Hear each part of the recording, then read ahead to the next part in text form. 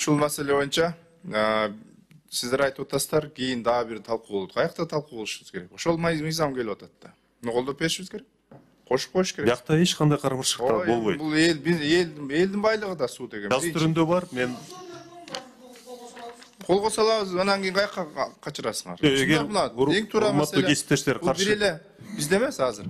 Бизде эмес, башка жерлерде да кезигиши мүмкүн. Башка эле байтык айып эмес, башка жактарда деле коюшу мүмкүн. Нурбек Карыевич, бул аябай урчундуу маселе экен негизичи. Биякта зоналар бар да.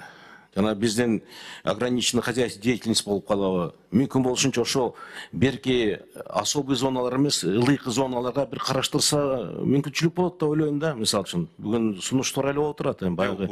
Ошо мыйзам чегинде өзүңөрдүн баягы Кострой менен аны силер аткарууга келгенде согласование кыласыңар да. Ооба. Чокусуна барып эле булакты буруп албайсыңар. Берегирээк келгенде анын өзүнүн курулуш нормалары сакталат.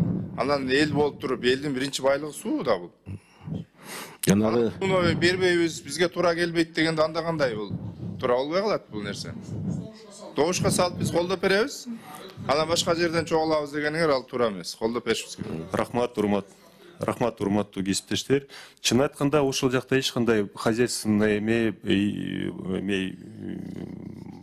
эме иш болбойт такыр. Ошол жакта сиздер менен чогуу барып келгенбиз. Чын айтканда ошол жакта суунун булагы, ушул суунун булагы тосуп, заборлорду коюп, анан кийин цементтеп, трубаларды салып болду. Башка эч кандай иш болбойт. Эмне тескери жактары бар. Баш чайкап атпайсыңарбы? Айткыла. Кандай коркунучтар бар? Ошону айткыла да. Нурбек Карыевич, туура түшүнсөңүз, туура кабыл кылсаңыз, биз адис катары биз алдын алуу иретинде айтканга милдеттебиз. Мисалы үчүн бүт биздин жер алдындагы подземный горизонт деп коет, жер алдында суулар бүт ошол формироваться этилет да жогору тараптанчы. Ал жактан биз бир сууну буруп кетсек, ал сөзсүз милдеттүү түрдө башка жактан өзүнүн кесепетин көрсөтөт. Мисалы үчүн бизге могул Токмок шаарынын чети бир мисал да, өзүңүздөр билесиздер. Канчалык саз басып кеткенин, канал ачылгандан кийин саздардын мындай көйгөй бул жердечи башка жака буруу деген жок, таза суу деп атат. Ичүүчү таза сууга ал эч канча кетпейт. Ошол бир чек болуш керек да. Чек ошо ичүүчү таза суу үчүн гана деш керек. Анан башка канал куруп алып ал жерде суу менен бир нерсени обработка кыла турган завод, деген нерсе жок да. Ичүүчү таза сууга гана деген нерсени кошулат. Ушу көлөмү боюнча бир чектөөлөр болбосо, бул милдеттүү түрдө бир жерин тесир.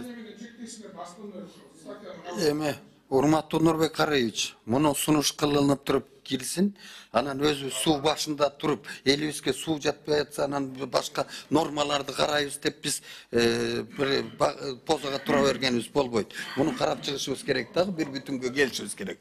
Ал болсо маалымат иретинде айтылды дейли, а бирок калкы үчүн таза суу беришибиз керек да. Мындай болуп атпайбы? Келечекте, азыр бир мүнөт. Келечекте шаардагы көрүп атасыздар, Бишкек шаары толуп калып атат. Колдон келишинче башка өнүккөн мамлекеттерди карасаңар, тоого карап өсөт. Мош жаңы Бишкек шаары ошол жакта болуп калса, эмне дейсиңер? Жок, бул жер астында суу тартылып кетет деп бериш керек, ичүүчү сууга бериш керек. Кошумча ургулоо иштерин жүргүзүшүбүз мүмкүн. Ошон үчүн бул нерсени жасап коер эл, анан элдин кызыкчылыгы биринчи очередь болуш керек.